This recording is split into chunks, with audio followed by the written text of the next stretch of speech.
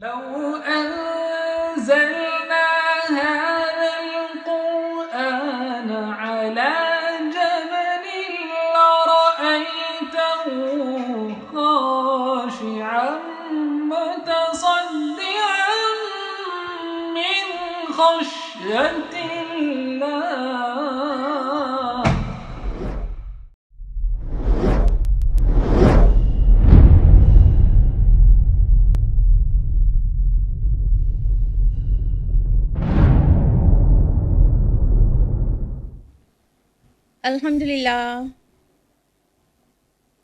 الحمدللہ رب العالمین والصلاة والسلام علی رسولہ الکریم وعلی آلہ واصحابہ اجمعین اما بعد واعوذ باللہ من الشیطان الرجیم بسم اللہ الرحمن الرحیم ومن لم يحكم بما انزل اللہ فاولئک هم الکافرون. بسم اللہ الرحمن الرحیم. رب اشرح لی صدری ویسر لی امری واحلل عقدۃ من لسانی یفقہوا قولی. میری عزیز سامعات، آپ سبھی کا خیر مقدم ہے اسلامی طریقے سے. السلام علیکم ورحمۃ اللہ وبرکاتہ. خلاصہ قرآن مجید میں کل تک الحمدللہ ہم لوگوں نے 5 پارہ مکمل کر لیا تھا اور آج 6 پارے کو اسٹڈی کریں گے انشاءاللہ. پارہ نمبر 6 سٹارٹ ہوتا ہے سورہ نساء کی آیت نمبر 148 سے. 21ویں رکوع کے مڈ سے ہی شروع ہو جاتا ہے. سورہ نساء کی آیت نمبر 148 ہے کہ برائی کے ساتھ اللہ تعالیٰ آواز کو بلند کرنے والے کو پسند نہیں کرتا سوائے اس کے جس پر ظلم کیا گیا ہو. یعنی کہ اللہ تعالیٰ غیبت کو بالکل قطعی ناپسند کرتا ہے. کسی کے خلاف کوئی بات کہی جائے پیٹھ پیچھے تو صرف اس طرح سے گنجائش ہے کہ اس کے اوپر ظلم ہوا ہو. یعنی کوئی مظلوم اگر قاضی سے یا حکومت سے کسی کی کمپلین کرے گا تو ظاہر ہے اس کے خلاف باتیں کہنی پڑے گی تو وہ جائز ہے. باقی علی اعلان کسی کی عزت کو اچھالتے پھرنا یہ ایک دم بھی قطعی ناپسند ہے اللہ کے نزدیک. رکوع نمبر 22 جو کہ آیت نمبر 153 سے 162 تک پر مشتمل ہے، اس میں آیت نمبر 153 میں ہے کہ اے نبی، اہل کتاب آپ سے مطالبہ کر رہے ہیں کہ آپ ان پر ایک کتاب آسمان سے اتار لائیں. اصل میں علماء یہود میں سے کچھ رسول اللہ صلی اللہ علیہ وسلم کے سامنے حاضر ہوئے اور کہنے لگے کہ ہم آپ کو تب تک نبی تسلیم نہیں کریں گے جب تک آپ ہم کو کتاب لکھی ہوئی لا کر نہیں دیں گے، جیسے کہ موسیٰ علیہ السلام لے کر آئے تھے تورات لکھی ہوئی. آپ ہم کو لکھی ہوئی کتاب لا کر دیجئے. تو اللہ تعالیٰ نے اس کا جواب دیا ہے اپنے نبی کو تسلی دیتے ہوئے کہ انہوں نے تو موسیٰ سے اس سے بھی بڑھ کر مطالبہ کیا تھا. انہوں نے کہا ہمیں دکھلاؤ اللہ کو علانیہ اپنے سامنے، تو آپ پکڑا تو ان کو کڑک نے اس گناہ کی پاداش میں. یہ بات سورہ بقرہ میں گزر چکی ہے کہ ان لوگوں نے ایسی ڈیمانڈ کی تھی، پھر اللہ تعالیٰ نے ان پر ایک بجلی گرا دی یہاں تک کہ سب مر گئے، لیکن موسیٰ علیہ السلام کی دعا کے بعد پھر زندہ کر دیے گئے. آیت نمبر 154 سے 156 تک یہود کی اور عہد شکنیوں کا ذکر ہے، ان کی ڈھٹائیوں کا، کہ ہر بار انہوں نے عہد شکنی کی ہے. موسیٰ علیہ السلام تورات لینے چلے گئے تو بچڑے کو معبود بنا لیا اور ہفتے کے دن میں زیادتی کی اور عیسیٰ ابن مریم کو کہہ دیا کہ ہم نے قتل کر دیا ہے. تو ان سب کہنے کے پاداش میں اللہ تعالیٰ نے ان پر عذاب نازل کیا. آیت نمبر 157 میں ہے کہ اور یوں کہنے کے باعث کہ ہم نے قتل کیا اللہ کے رسول مسیح ابن مریم کو، جبکہ اللہ کے رسول قتل ہو ہی نہیں سکتے. انبیاء کا قتل ہوا ہے، رسول کا قتل نہیں ہوا ہے، کیونکہ عیسیٰ علیہ السلام رسول تھے اس لیے ان کا قتل نہیں کر سکے. انفیکٹ واضح کر دیا گیا آیت نمبر 157 میں وما قتلوہ وما صلبوہ ولکن شبہ لہم، کہ نہ ہی انہوں نے ان کو قتل کیا اور نہ ہی سولی چڑھایا، بلکہ ایک تشبیہ بنا دی گئی ان کے سامنے، اور ان کے پاس اس ضمن میں کوئی علم حقیقی نہیں ہے بلکہ صرف گمان کی پیروی کر رہے ہیں. آیت نمبر 158 میں ہے بلکہ اللہ نے اسے اٹھا لیا اپنی طرف. آل عمران کی آیت نمبر 54 کی روشنی میں ہم نے آپ کو بتایا تھا کہ کس طرح سے عیسیٰ علیہ السلام کے ایک حواری نے غداری کی تھی اور رومن سولجرز کو لا کر پکڑانے کی کوشش کی تھی. اسی درمیان اللہ تعالیٰ نے عیسیٰ علیہ السلام کو اوپر اٹھا لیا اور اسی یہودا جو غدار تھا اس کی شکل عیسیٰ علیہ السلام کی طرح بنا دی گئی، یہاں تک کہ جو رومی فوجی تھے وہ اسی کو اٹھا لے گئے.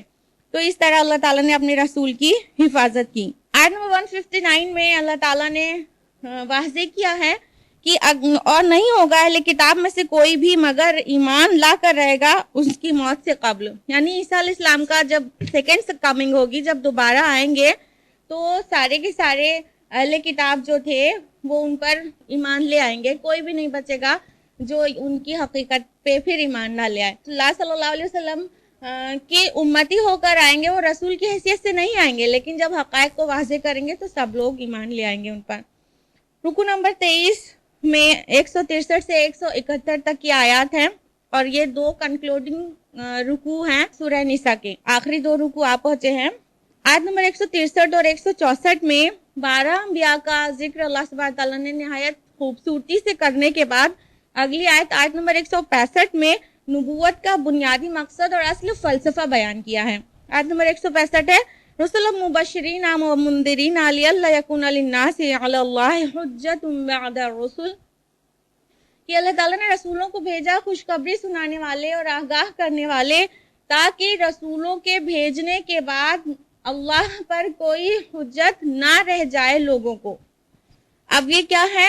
یہ اتمام حجت ہے رسولوں کا بھیجنا، کہ دنیا میں انسان ٹیسٹ کے لیے ہے، آزمائش کے لیے آیا، امتحان کے لیے. تو روز آخرت انسان یہ نہ کہنے لگ جائے کہ اللہ تو نے ہمیں آزمایا تو امتحان تو لیا لیکن کوئی ٹیچر تو نہیں بھیجا. اے اللہ ہم کو معلوم نہیں تھا کہ کیا کرنا ہے اور کیسے کرنا ہے، اور اگر ہمیں معلوم ہوتا، ہم کو کوئی بتانے والا آیا ہوتا تو ہم ضرور بالضرور ایمان لے آتے اور ہم ہدایت یافتہ ہو جاتے. تو یہ بات انسان نہ کہنے پائے، اس لیے اللہ تعالیٰ نے رسولوں کو پہلے ہی بھیج دیا تاکہ اتمام حجت ہو جائے. اللہ تعالیٰ کے اوپر کسی کو کوئی حجت نہ رہ جائے کہ ہم کو معلوم نہیں تھا کہ آپ کیا چاہتے ہیں اور ہمیں کیا اور کیسے کرنا ہے. آیت نمبر 166 میں ہے جو کچھ آپ صلی اللہ علیہ وسلم کی طرف نازل کیا ہے اس کے لیے اللہ گواہ ہے اور فرشتے بھی گواہ ہیں. اب اتمام حجت ہو چکا ہے، گواہی اللہ کی کافی ہے. آیت نمبر 167 سے 169 میں ہے کہ اس کے بعد بھی جن لوگوں نے کفر کیا، شرک کیا، ان کا ٹھکانہ جہنم ہے، یعنی اتمام حجت کے بعد بھی. آیت نمبر 170 ہے، یہ آیت جو ہے اس سورہ کی حرف آخر ہے گویا. اے لوگوں تمہارے پاس آ چکا ہے رسول حق کے ساتھ، اب تم ایمان لے آؤ، اسی میں تمہاری خیریت ہے. یعنی اہل کتاب سے کہا جا رہا ہے کہ اب تمہارے پاس جو رسول آیا ہے اس پہ ایمان لے آؤ، اور یہ بہت چیلنجنگ انداز میں کہا جا رہا ہے، اسی میں تمہارا خیر ہے، تمہارا بھلا ہے کہ تم ایمان لے آؤ.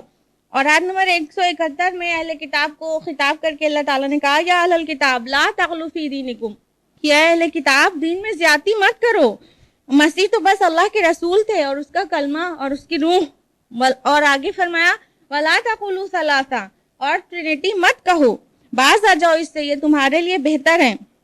اور جان لو کہ اللہ تو صرف ایک ہی الہ ہے، الہ واحد، وہ اس سے پاک ہے کہ اس کے بیٹا ہو. اس کے بعد رکو نمبر 24 ہے جو کہ آیات 172 سے 176 تک مشتمل ہے. آیت نمبر 172 میں اللہ تعالیٰ نے فرمایا کہ مسیح کو تو اس بات سے کوئی عار نہیں تھی کہ وہ اللہ کا بندہ اپنے کو کہلائے، اور نہ ہی ملائکہ مقربین کو اس بات سے عار ہے. آیت نمبر 173 میں کہا اور جنہوں نے عار محسوس کی تھی اور تکبر کیا تھا انہیں دردناک عذاب دیا جائے گا.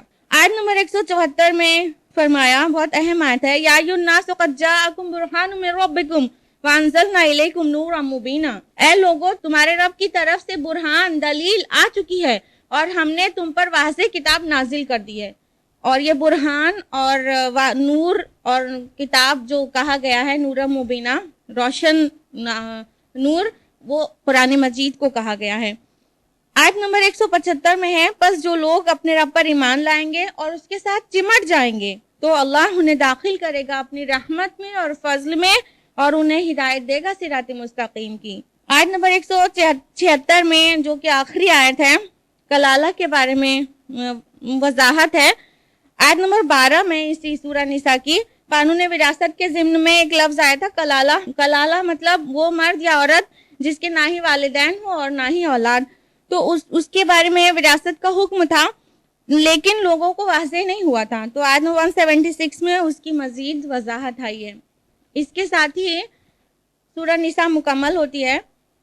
اور اب ہم لوگ جانیں گے سورہ مائدہ. سورہ مائدہ جو کہ سورہ نمبر 5 ہے ترتیب مصحف میں، اس میں 16 رکوع اور 120 آیات ہیں. زمانہ نزول کی جہاں تک بات ہے تو یہ صلح حدیبیہ کے بعد نازل ہوئی ہے، 6 ہجری کے آخر یا 7 ہجری کے شروع میں. اور سورہ مائدہ کے سٹارٹنگ سے قرآن مجید کی دوسری منزل کی سٹارٹنگ ہو جاتی ہے، دوسری منزل یہاں سے شروع ہو جاتی ہے.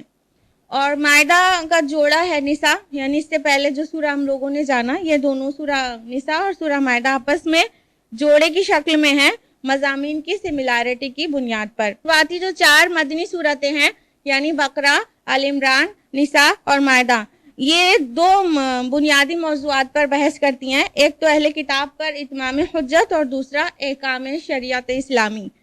تو ان دونوں موضوعات پر ابتدائی خاکہ تو سورہ بقرہ میں پیش کیا گیا ہے، اور سورہ آل عمران اور سورہ نساء میں مزید وضاحت ہے انہی موضوعات پر. اور مائدہ میں تکمیلی صورت میں یہ باتیں ہیں، یعنی احکام شریعت اور اتمام حجت اہل کتاب پر یہ اپنی تکمیلی صورت میں سورہ مائدہ میں ملے گی. اور معاشرے میں بلند ترین سطح پر کچھ احکام دیے گئے ہیں معاشرتی اس سورہ میں. مثال کے طور پر کھانے میں حلال و حرام اور قتل ناحق کی حقیقت، اسلامی تعزیرات، شراب اور جوئے کا حکم اور قسم کا کفارہ، چوری کی سزا، یہ ساری چیزیں اس سورہ میں ملے گی.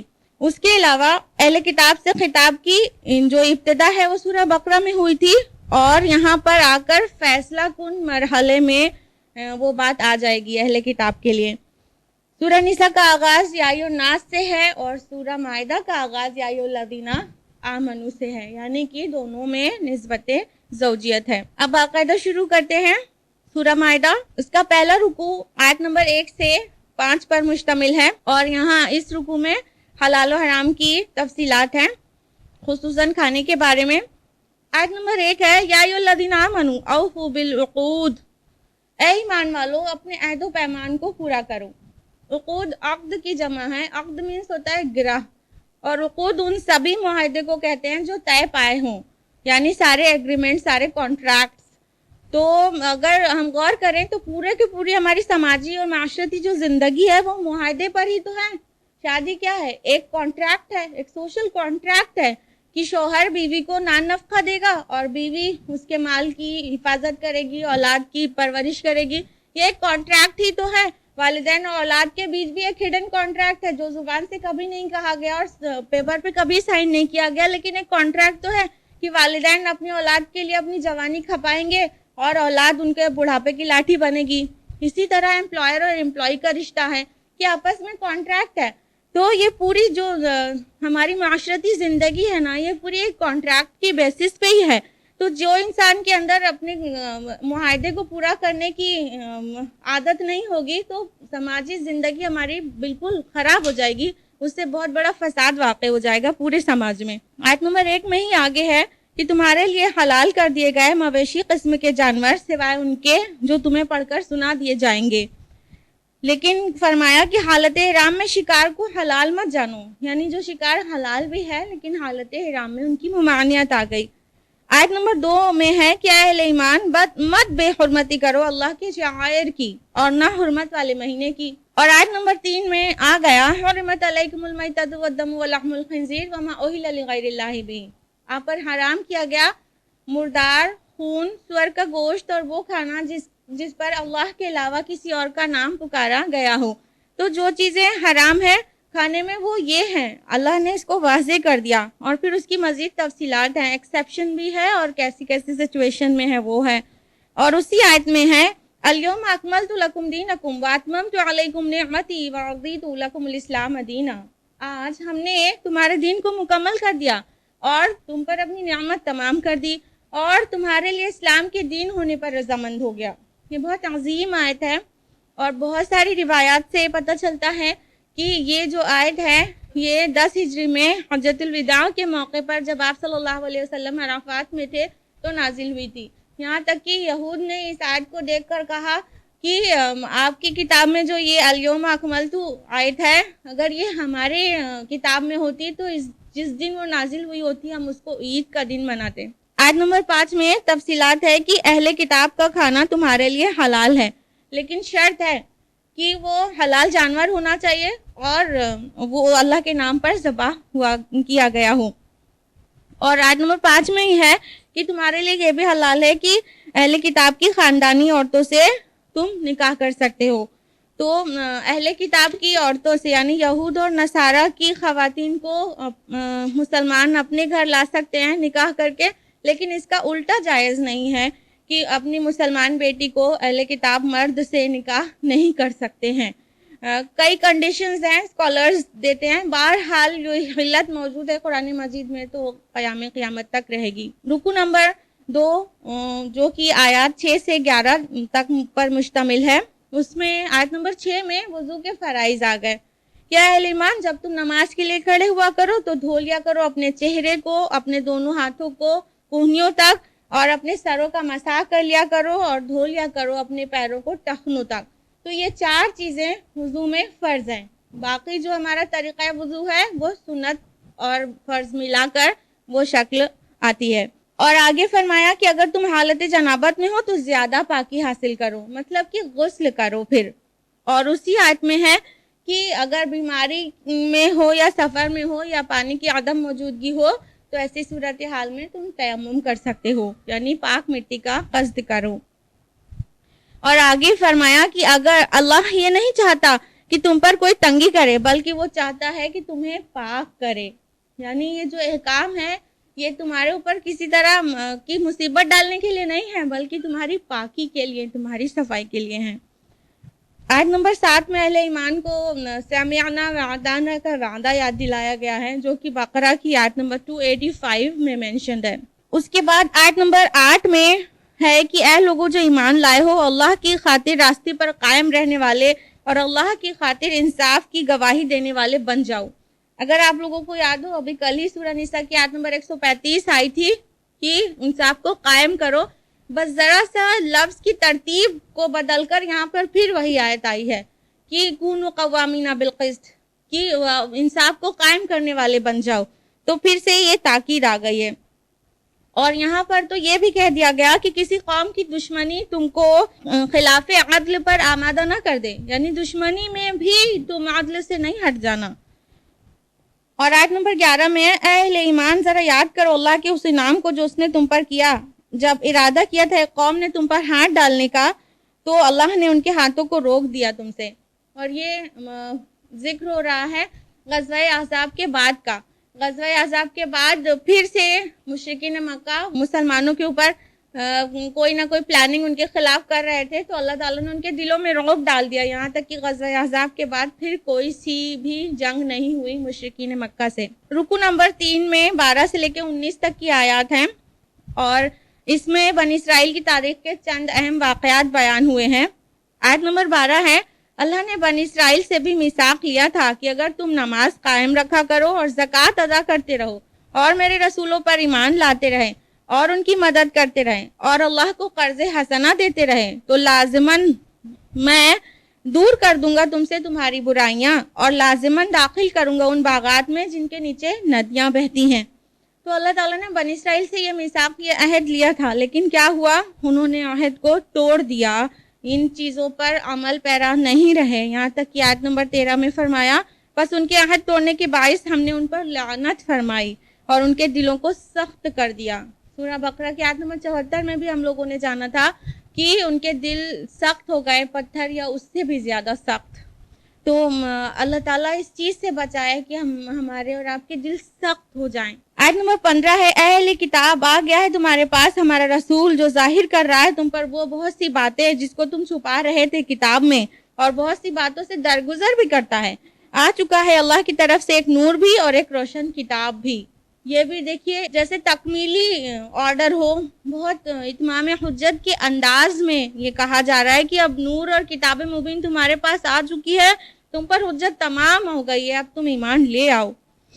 اس کے بعد آیت نمبر 17 میں نصارہ سے کہا لَقَدْ كَفَرَ الَّذِينَ قَالُوا إِنَّ اللَّهَ هُوَ الْمَسِيحُ ابْنُ مریم، یقیناً ان لوگوں نے کفر کیا جنہوں نے کہا مسیح ابن مریم وہی اللہ ہے، وہی خدا ہے، استغفر اللہ، یعنی جس کے پاس اللہ کی کتاب ہو اور اللہ کا نبی جس کے پاس آیا ہو وہ انکارنیشن تھیوری پہ بلیو کریں کہ گاڈ انکارنیٹ کہتے ہیں کہ خدا بھی انسانی شکل میں آ سکتا ہے. ہندوازم میں اس کو اوتارواد کہتے ہیں. آیت نمبر 18 ہے وقال الیہود والنصارى نحن ابناء اللہ واحباؤہ، کہ یہود اور نصارہ کہتے ہیں کہ ہم تو اللہ کے بیٹے ہیں اور اس کے لاڈلے اس کے چہتے ہیں. تو ان کو جواب کیا دیا گیا؟ ان سے کہیے پھر وہ تمہیں عذاب کیوں دیتا ہے تمہاری گناہوں کی پاداش میں. آیت نمبر 19 میں ہے کہ آ چکا ہے تمہارے پاس ہمارا رسول، یعنی بار بار انہیں ان کے اوپر حجت تمام کی جا رہی ہے. اس کے بعد رکو نمبر 4 ہے جو کہ آیات 20 سے 26 پر مشتمل ہے، اور اس میں حضرت موسیٰ علیہ السلام کا واقعہ بیان ہو رہا ہے کہ سٹارٹنگ میں موسیٰ علیہ السلام مصر سے اپنی قوم کو لے کر نکلے اور صحرائے سینا میں رہے. اس کے بعد جب کوہ طور پر بلایا گیا تو کوہ طور پر تورات لینے کے لیے چلے گئے. پھر وہاں سے واپس آئے تو ان کو حکم ہوا کہ اب فلسطین میں داخل ہو جاؤ اور وہاں کی کافر مشرک قوم کے ساتھ جنگ کرو، کیونکہ تمہارے جو جد امجد ہیں ابراہیم، اسحاق، یعقوب، ان سب کا تعلق اسی سرزمین سے تھا یعنی فلسطین سے. تو تم اپنا گھر دوبارہ حاصل کرو، جنگ کرو اور ان سے اپنا گھر حاصل کر لو. لیکن جب جنگ کا موقع آیا تو قوم نے بالکل کوڑا جواب دے دیا کہ ہم تو جنگ کے لیے تیار نہیں ہیں. اس پر موسیٰ علیہ السلام کے مزاج میں جو تلخی پیدا ہوئی تھی اس کی شدت یہاں ان آیات میں نظر آتی ہے. اور اگر غور کریں تو لگتا ہے کہ بنی اسرائیل جو ہے تھوڑا لاڈ پیار سے بگڑ گئے تھے، جیسے بچے دلار سے بگڑ جاتے ہیں. گویا بنی اسرائیل کو بھی اللہ تعالیٰ نے بہت زیادہ عطا کر دیا تھا، بہت ساری نعمتیں. پیاس لگی تو پتھر پر آسا مارو، 12 چشمے نکل آئے پیو، اور بھوک لگی تو من اور سلوہ نازل کر دیا. دھوپ لگی تو ابر کا سایہ ان کے اوپر چل رہا تھا، اور ان کو راستہ چاہیے تو سمندر سے خشکی کا راستہ بن گیا. ان کو روز بروز جیسے معجزات دیکھنے کی عادت پڑ گئی تھی اور وہ بہت زیادہ اللہ کے فضائل کی وجہ سے بگڑ سے گئے تھے. اب ان سے جنگ کرنے کے لیے کہا گیا تو کم ہمتی دکھا دی.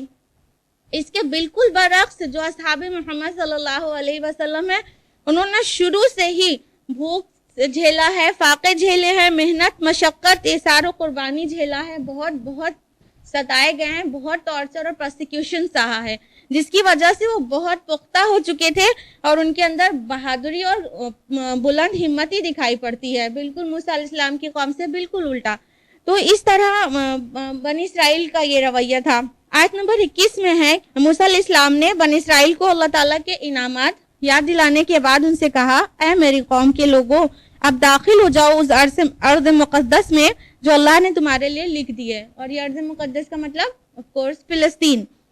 آیت نمبر 22 میں ہے انہوں نے کہا اے موسیٰ اس میں تو بڑے زوراور لوگ ہیں اور ہم اس میں داخل نہیں ہوں گے جب تک وہ وہاں سے نکل نہ جائیں. اب انہوں نے پست ہمتی دکھائی. اس کے بعد ان کی قوم کے 2 لوگ خالی تھے جو موسیٰ علیہ السلام کی بات مان رہے تھے اور جنگ کے لیے تیار تھے، بلکہ اور لوگوں کو سمجھا بھی رہے تھے. آیت نمبر 23 میں ان 2 لوگوں کا ذکر ہے، اور وہ جو 2 لوگ ہیں نام تو نہیں ہے قرآن مجید میں، لیکن ایکچولی وہ 2 لوگ تھے یوشع بن نون جو کہ موسیٰ علیہ السلام کے خلیفہ ہی بنے اس کے بعد، اور کالب بن یفنہ تھے. یہ 2 لوگ ہی پوری قوم میں صرف 2 لوگ. آیت نمبر 24 میں جو جواب ہے وہ بہت سخت ہے. بس تم اور تمہارا رب دونوں جاؤ اور جا کر قتال کرو. اب سوچئے 6 لاکھ افراد پر مشتمل ایک قوم ہے اور اس میں سے کم 1 لاکھ لوگ تو ایسے ہوں گے، اگر عورتیں، بچے اور بوڑھے ان کو نکال دیا جائے تو 1 لاکھ لوگ تو ایسے ہوں گے جو جنگ کے لائق ہوں گے. اگر اس سے بھی تھوڑا کم ہوں گے تو بھی اتنی بڑی فوج تیار ہو جاتی. لیکن انہوں نے کوڑا جواب دے دیا کہ اے موسیٰ تم اور تمہارا رب جا کر لڑو. یہی الفاظ کو حضرت مقداد رضی اللہ عنہ نے غزوہ بدر کے وقت کہا تھا کہ اللہ کے رسول ہم وہ جواب آپ کو نہیں دیں گے جو موسیٰ علیہ السلام کی قوم نے ان کو دیا تھا، یعنی یہی کہ جاؤ تم اور تمہارا رب جا کے لڑو. جب موسیٰ علیہ السلام کو ان کے رویے سے اس قدر بیزاری ہوئی، اس قدر تکلیف پہنچی کہ انہوں نے کہہ دیا، جس کا ذکر ہے آیت نمبر 25 میں، مجھے تو اختیار نہیں سوائے اپنی جان کے اور اپنے بھائی کے، اب تو تفریق کر دے ہمارے اور ان نافرمان لوگوں کے درمیان. اللہ تعالیٰ سے انہوں نے گڑ گڑا کے یہ کہہ دیا کہ اب مجھے اپنی جان اور اپنے بھائی کے علاوہ کوئی اختیار نہیں ہے. یہی بات سورہ نساء کی آیت نمبر 84 میں اللہ تعالیٰ نے رسول اللہ سے کہی تھی کہ اے نبی اگر یہ نہیں جائے تو آپ کے ساتھ جنگ کے لیے تو بھی آپ جائیے, آپ کو اپنی جان کا اختیار ہے تو بھی آپ کو جانا ہوگا. آیت نمبر 26 میں ہے کہ اللہ تعالیٰ نے ان سے فرمایا اب یہ حرام رہے گی ان پر 40 سال تک اور یہ بھٹکتے پھریں گے زمین میں, تو اے موسیٰ ان پر افسوس نہ کر ان فاسق قوم پر. تو اللہ تعالیٰ نے فلسطین کو 40 سال کے لیے ان پر حرام کر دیا, یعنی ان کو کوئی ٹھکانہ اب 40 سال تک میسر نہیں آئے گا, اور وہ صحرائے سینا میں ان 40 سالوں تک بھٹکتے رہے, یہاں تک کہ یوشع ابن نون کی خلافت میں 40 سال کے بعد فلسطین فتح ہو پایا. اس کے بعد رکو نمبر 5 ہے جو کہ آیات 27 سے 34 پر مشتمل ہے, اور رکو نمبر 5 اور 6 میں ناحق قتل اور ملک میں فساد پھیلانے اور چوری اور ڈاکہ زنی جیسے جرائم کے بارے میں اسلام کا نقطۂ نظر پیش کیا گیا ہے اور ان کی سزاؤں کا بھی ذکر کیا گیا ہے. آیت نمبر 27 سے 31 تک میں بیان ہے آدم علیہ السلام اور ان کے 2 بیٹے حابیل اور قابیل کے بارے میں کہ دونوں نے اللہ کو قربانی پیش کی اور حابیل کی قربانی قبول ہو گئی اور قابیل کی قربانی قبول نہیں ہوئی. اور اس دور میں قربانی کی قبولیت کا یہ سمبل ہوتا تھا کہ آسمان سے ایک شعلہ ایک آگ آتی تھی اور قربانی کو جلا دیتی تھی, تو اس طرح اس کی قبولیت واضح ہو جاتی تھی. تو حابیل کی قربانی قبول ہوئی اور قابیل کی نہیں ہوئی, تو اس پر قابیل کو حابیل اپنے بھائی سے حسد ہو گئی, تو اس نے اپنے بھائی کو قتل کر دیا اور یہ روئے زمین پر پہلا خون تھا. تو اس طرح قابیل پہلا قاتل بن گیا اور اس نے اپنے بھائی کو قتل کر دیا حسد کی بنیاد پر. آیت نمبر 32 میں ہے اسی وجہ سے ہم نے بنی اسرائیل پر یہ بات لکھ دی تھی کیا من قتل نفسا بغیر نفس او فساد فی الارض فکأنما قتل الناس جميعا, کہ جو بھی کسی معصوم کو بے گناہ کو قتل کرے گا, ایک خون کرے گا بغیر اس کے کہ وہ زمین میں فساد پھیلانے والا ہو یا قاتل ہو, ان 2 عذر کے علاوہ کوئی کسی کو قتل کرے گا تو وہ ایسا ہے جیسے اس نے تمام انسانوں کو قتل کر دیا. ومن احیاها فکأنما احیا الناس جميعا, اور جس نے ایک جان کی حفاظت کر دی, ایک جان کو جلا دیا, تو وہ ایسا ہے جیسے تمام انسانوں کو جلا دیا, تمام کی حفاظت کر دی. یہ ہے انسانی جان کی قیمت اسلام میں کہ ایک بے گناہ کا قتل تمام انسانوں کو قتل کرنے کے برابر ہے. اتنی بڑی بات کسی بھی مذہبی کتاب میں نہیں ہے اور کسی بھی سماجی کسی بھی کتاب میں اتنی بڑی بات نہیں ہے. یہ احترام جان ہے اسلام میں. آیت نمبر 33 آیت محاربہ ہے, یعنی اسلامی ریاست میں کوئی فتنہ برپا کر رہا ہے تو اس کی کیا سزا ہے. سزا بیان کی گئی, یہی سزا ہے ان لوگوں کی جو لڑائی کرتے ہیں اللہ سے اور اس کے رسول سے اور زمین میں فساد پھیلاتے پھرتے ہیں, کہ انہیں قتل کر دیا جائے یا سولی چڑھا دیا جائے یا ان کی مخالف جانب کے ہاتھ پیر کاٹ دیے جائیں یا ان کو ملک بدر کر دیا جائے. یہ 4 میں سے ایک سزا دی جائے گی اس انسان کو جو ملک میں فساد پھیلا رہا ہے, یعنی خونریزی کر رہا ہے, ڈاکہ زنی کر رہا ہے, رہزنی کر رہا ہے, گینگ ریپ کر رہا ہے, دہشت گردی پھیلا رہا ہے. اس طرح کا فساد جو ہے وہ بہت فتنہ جو ہے وہ قتل سے بھی بڑا ہے, اس لیے اس کی ایسی یہ سزا ہے. رکو نمبر 6 میں آیات 35 سے 43 تک ہیں, اور آیت نمبر 35 ہے اے اہل ایمان اللہ کا تقوی اختیار کرو اور اس کی جناب میں وسیلہ تلاش کرو. یہاں لفظ وسیلہ آیا ہے, اللہ کا وسیلہ تلاش کرو, اور وسیلہ عربی زبان میں بمعنی قرب ہوتا ہے, یعنی اللہ کے قریب جاؤ. اور یہاں پر اللہ کے قریب جانے کا جو طریقہ بتایا جا رہا ہے وہ یہ کہ تقوی اختیار کرو. تو تقوی اختیار کرنا ہی اللہ کا وسیلہ لینا ہے, یعنی جس کے اندر تقوی ہوگا وہ اللہ سے قریب ہو پائے گا. اور کوئی باہر ظاہر میں کوئی ایسا ہو کہ خود بد اعمال ہو اور کسی اور کے ذریعے سوچو کہ اللہ کے قریب پہنچ جائیں, تو ایسا نہیں ہو سکتا ہے. آیت نمبر 38 میں چوری کی سزا کا بیان ہے کہ اور چور خواہ مرد ہو یا عورت ان کے ہاتھ کاٹ دیا کرو, یہ ان کی سزا ہے, بدلہ ہے جو انہوں نے کمایا, عبرتناک سزا اللہ کی طرف سے. تو چوری کی سزا ہاتھ کاٹ دینا ہے, اس لیے نہیں کہ بہت سارے لوگ ہاتھ سے محروم ہو جائیں, بلکہ اس لیے تاکہ چور چوری کرنے سے پہلے 1,00,000 بار سوچے, بہت بار سوچے کہنے کا مطلب یہ جو اسلامی تعزیرات ہے وہ اذیت دینے کے لیے نہیں ہے، وہ سماج میں امن کو قائم کرنے کے لیے ہے اور جرائم کو جڑ سے مٹانے کے لیے ہے۔ آیت نمبر 39 میں بیان ہے کہ جس نے توبہ کر لی اور اصلاح کر لی تو اللہ غفور الرحیم ہے، لیکن یہ توبہ اور معافی یہ گرفتاری سے پہلے ہوگی، اگر گرفتاری ہو گئی تو پھر اس کے بعد کی توبہ نہیں، پھر سزا ملے گی۔ آیت نمبر 41 میں یہود کی دوہری پالیسی کا ذکر ہے کہ آپ صلی اللہ علیہ وسلم کے پاس فیصلے کے لیے آتے اور اگر اپنا مطلوبہ فیصلہ سننے کو مل جاتا تو مان لیتے، لیکن اگر ان کے خلاف فیصلہ ہو جاتا تو کسی اور کے پاس چلے جاتے۔ اسی بات کو سورہ نساء میں منافقین کے لیے کہا گیا تھا نا کہ اپنا فیصلہ طاغوت کے پاس لے جاتے ہیں۔ تو ان کے لیے یعنی یہود کے لیے اللہ تعالیٰ نے فرمایا آیت نمبر 41 میں ان کے لیے دنیا میں بھی رسوائی ہے اور آخرت میں بھی بڑا عذاب ہے، اس وجہ سے کہ اللہ کے رسول کو کھیل بنا دیا اور اللہ کے رسول صلی اللہ علیہ وسلم کو اللہ تعالیٰ نے اختیار دے دیا۔ آیت نمبر 42 میں کہ پھر اگر یہ آپ کے پاس اپنا کوئی مقدمہ لے کر آئیں تو آپ کو اختیار ہے، چاہے ان کے درمیان فیصلہ کر دیں یا اعراض کریں، یعنی آپ فیصلہ کرنا چاہیں تو کر دیں، نہیں کرنا چاہیں تو نہیں بھی کریں، اور اگر فیصلہ کریں تو انصاف کے ساتھ کریں۔ ہم یہ تاکید کر دی کہ فیصلہ کرنا ہے تو انصاف کے ساتھ۔ رکو نمبر 7 آیات 44 سے 50 پر مشتمل ہے، اور اس رکو میں ایک بہت سخت تنبیہ اور دھمکی ہے ان لوگوں کے لیے جو آسمانی شریعت پر ایمان کے دعوے دار تو ہیں لیکن اس کے بجائے کسی اور قانون کے مطابق اپنی زندگی گزار رہے ہیں۔ بہت غور سے سنیے گا ان آیات کو۔ آیت نمبر 44 میں ہے یقیناً ہم نے ہی نازل فرمائی تھی تورات، اس میں ہدایت تھی، نور بھی تھا، اور اس کے مطابق انبیاء فیصلے کرتے تھے۔ اسی آیت کا اینڈ ہوتا ہے وَمَن لَّمْ يَحْكُم بِمَا أَنزَلَ اللَّهُ فَأُولَٰئِكَ هُمُ الْكَافِرُونَ، اور جو بھی اللہ کی اتاری ہوئی شریعت کے مطابق فیصلے نہ کرے وہی کافر ہے۔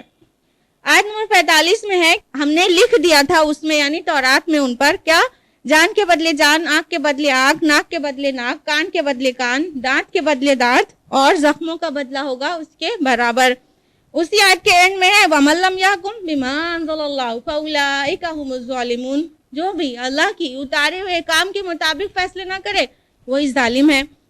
پھر آیت نمبر 47 میں ہے اور چاہیے کہ انجیل کے ماننے والے فیصلہ کریں اس کے مطابق جو اللہ نے اس میں نازل کیا ہے۔ اسی آیت کے اینڈ میں ہے وَمَن لَّمْ يَحْكُم بِمَا أَنزَلَ اللَّهُ فَأُولَٰئِكَ هُمُ الْفَاسِقُونَ، جو بھی اللہ کی اتاری ہوئی شریعت کے مطابق فیصلہ نہ کرے وہی فاسق ہے۔ تو اللہ تعالیٰ نے سارے کام نازل کر دیا، اپنی شریعت کا اہتمام کر دیا۔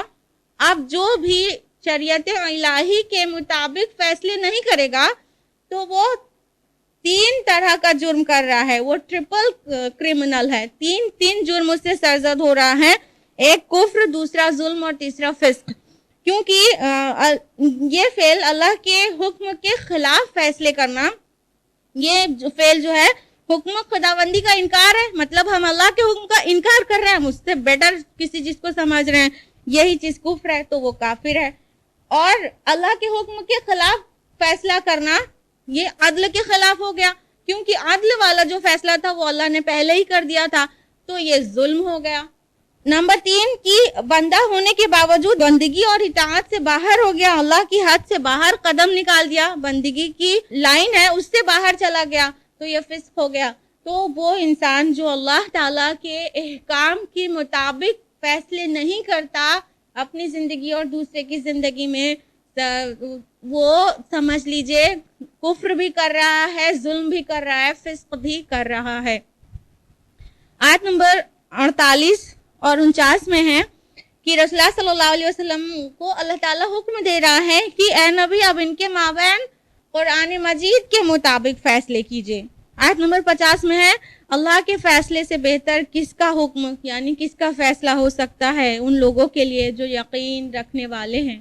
بے شک و شبہ کاش ہمارے اعمال بھی اس بات کی گواہی دیتے کہ ہمارے رب نے ہی سب سے بہتر ہمارے لیے فیصلہ کیا ہے، اس نے ہی ہم پر ہمارے لیے بہتر حکم نازل کیا ہے۔ کاش اعمال سے بھی یہ بات جھلکتی، زبان پہ تو رہتی ہے مسلمانوں کے۔ رکو نمبر 8 جو کہ آیات 51 سے 56 تک پر ہے، آیت نمبر 51 سے 53 میں ہے پھر سے وہی حکم جو اس سے پہلے بھی دیا گیا ہے کہ یہود اور نصارہ کو دلی دوست نہ بناؤ، اور یہاں پر کہا گیا کہ ان کے پاس جاتے ہو فائدے کی غرض سے، شیلٹر کی غرض سے، کہ کسی مصیبت میں رہیں گے تو یہاں پہ پناہ مل جائے گی، تو جو بھی ان سے دوستیاں کرتے ہیں وہ ان کے تمام اعمال غارت ہو جائیں گے۔ آیت نمبر 54 میں ہے، اے ایمان والو، جو کوئی بھی پھر گیا اپنے دین سے تو اللہ ایک ایسی قوم لے آئے گا جنہیں اللہ محبوب رکھے گا اور وہ اسے محبوب رکھیں گے۔ اور اللہ جس کو محبوب رکھتا ہے ان کی صفات کیا بتا رہا ہے؟ وہ اہل ایمان کے حق میں بہت نرم ہوں گے اور کافروں پر بہت بھاری ہوں گے اور اللہ کی راہ میں جہاد کریں گے اور کسی ملامت کرنے والے کی ملامت سے خوف نہیں کریں گے۔ تو اگر ہم چاہتے ہوں کہ اللہ ہم سے محبت کرے تو سب سے پہلے تو ہمیں اللہ کو محبوب رکھنا چاہیے اور ایمان والوں کے ساتھ نرم دل اور کفار کے ساتھ سختی دکھانا چاہیے، اللہ کی راہ میں جہاد کرنا چاہیے اور کسی کی ملامت سے ڈرنا نہیں چاہیے، کیونکہ جب انسان حق پہ چلتا ہے نا، بہت سے لوگ ملامت کرتے ہیں نا، یہ ان کو دیکھو فینیٹک ہو گئی ہیں، تو ان کو دیکھو بالکل فیشن کو چھوڑ کے کہاں کس دنیا میں چلی گئی ہیں، پاگل ہو گئی ہو۔ تو کوئی کہتا ہے ہاں بڑی دیندار بنتی ہیں، بڑی پارسا بنتی ہیں، کچھ بھی طرح کی چیزیں سننی پڑتی ہے۔ تو ملامت کرنے والوں کی ملامت سے ڈرنا نہیں ہے، اللہ کی بات ماننا ہے تو بس ماننا ہے۔ آیت نمبر 56 میں ہے، اور جو کوئی دوستی قائم کرے گا اللہ اور اس کے رسول اور ایمان والوں کے ساتھ تو گویا وہ اللہ کی پارٹی میں شامل ہو گیا۔ پس سن لو، اللہ کی پارٹی ہی غالب رہنے والی ہے۔ تو کون اللہ کی پارٹی میں، حزب اللہ میں شامل ہونا چاہتا ہے؟ اللہ کی بات پوری مانو، انشاءاللہ یہ اللہ کی پارٹی میں شامل ہو جاؤ گے۔ رکو نمبر 9 ہے آیات 57 سے لے کے 66 تک، اور آیت نمبر 57 میں ہے، اہل ایمان، ان لوگوں کو اپنا دوست نہ بناؤ جنہوں نے تمہارے دین کو ہنسی مذاق اور کھیل بنا رکھا ہے۔ آیت نمبر 58 سے 60 تک میں اہل کتاب کی شرارتوں کا ذکر ہے جو بار بار ہمارے علم میں آ چکا ہے۔ آیت نمبر 61 میں یہود کی سازش اور دوگلے رویے کا تذکرہ ہے کہ وہ ظاہر تو کرتے ہیں وہ ایمان والے ہیں لیکن ان کے دل ایمان سے خالی ہیں۔ آیت نمبر 63 میں علماء کی ذمہ داری بیان کی گئی ہے، کیوں نہیں منع کرتے انہیں ان کے درویش اور علماء اور فقہاء گناہ کی بات کہنے سے اور حرام خوری سے۔ یعنی یہود کے علماء کو، ان کے احبار اور رہبان کو کہا جا رہا ہے کہ وہ ان کو حرام خوری سے انہوں نے کیوں نہ منع کیا، انہیں تو اور بڑھا چڑھا کر علم تھا، عوام کو اگر اتنا علم نہیں ہے تو اس سے علماء کی ذمہ داری پتہ چلتی ہے، جتنا زیادہ علم ہے اتنا ہی ان کی ذمہ داری زیادہ ہے۔ اور ہمارے ہاں بھی دیکھ لیجئے پیر مرشد جو ہیں وہ اپنے مریدوں کو حرام خوری سے نہیں روکتے ہیں، کیونکہ اسی دولت میں سے ان کے پاکٹ میں بھی جاتا ہے، حرام خوری سے نہیں روکتے ہیں۔ آیت نمبر 64 میں ہے کہ اور یہود نے کہا اللہ کا ہاتھ بند گیا ہے، تو یہ انہوں نے اس لیے بھی کہا ہو سکتا ہے کہ اللہ تعالیٰ نے جو نبوت تھی ان کے درمیان بند کر دی، اور اس لیے بھی کہ اللہ نے قرض حسنہ دینے کے لیے کہا تھا تو اس کے متعلق بھی ہو سکتا ہے، اور دونوں کے متعلق بھی۔ تو اللہ تعالیٰ نے ان کو جواب دیا انہی کے ہاتھ بند جائیں، بلکہ اللہ کے دونوں ہاتھ کھلے ہوئے ہیں، وہ جیسے چاہتا ہے خرچ کرتا ہے۔ آیت نمبر 66 میں ہے وَلَوْ أَنَّهُمْ أَقَامُوا التَّوْرَاةَ وَالْإِنْجِيلَ وَمَا أُنزِلَ إِلَيْهِم مِّن رَّبِّهِمْ لَيَأْكُلُوا مِن فَوْقِهِمْ وَمِن تَحْتِ أَرْجُلِهِمْ۔ اگر یہ تورات، انجیل اور جو کچھ اللہ تعالیٰ نے ان پر نازل کیا ہے اس کو قائم کرتے تو آسمان سے رزق برستا اور زمین سے رزق بلتا۔ یعنی تورات انجیل کو اگر پورا قائم کرتے، یعنی حامل تورات اور اللہ کے اتارے ہوئے احکام کے مطابق اپنی زندگی پوری گزارتے تو ہر طرف سے روزیاں برستی۔ اب اگر قرآن مجید والوں کو اللہ تعالیٰ کہے گا تو کیا کہے گا کہ اگر ہم قرآن کے نظام کو قائم کرنے والے بنے تو ہر طرف سے اللہ کا فیضان ہم پر برسے گا۔ رکو نمبر 10 آیت نمبر 67 سے 77 تک ہے۔ آیت نمبر 67 میں ہے اے رسول پہنچا دیجئے جو کچھ نازل کیا آپ کی طرف آپ کے رب کی جانب سے، اور اگر بالفرض آپ نے ایسا نہ کیا تو گویا آپ نے اس کی رسالت کا حق ادا نہیں کیا۔ یہ کتنی سخت آیت ہے، سوچیے اللہ کے محبوب کو اللہ تعالیٰ ایسا کہہ رہا ہے کہ اے نبی پہنچا دیجئے، اور اگر نہیں پہنچایا تو آپ نے حق رسالت ادا نہیں کیا۔ ایسا ہوا نہیں، لیکن یہ سختی یہاں پر موجود ہے۔ اور یہ آیت جو قرآن مجید پر تنقید کرتے ہیں کہ یہ اللہ کے کلام نہیں بلکہ محمد نے لکھ لیا ہے صلی اللہ علیہ وسلم، یہ اس طرح کی آیات اس بات کا ثبوت ہے کہ من جانب اللہ ہے یہ قرآن مجید، کیونکہ اگر لکھنے والے نے لکھ لیا ہوتا تو اپنے خلاف باتیں تو نہیں رکھی ہوتی نا۔ حالانکہ ایسا بالکل نہیں ہوا کہ اللہ کے رسول سے رسالت میں کوئی کوتاہی ہوئی ہو، لیکن پھر بھی ایسی سخت آیت موجود ہے قرآن مجید میں. آیت نمبر 68 ہے، کہہ دیجئے اے کتاب والو تم کسی چیز پر نہیں ہو جب تک کہ قائم نہ کرو تورات اور انجیل کو اور جو کچھ نازل کیا گیا ہے تم پر تمہارے رب کی طرف سے.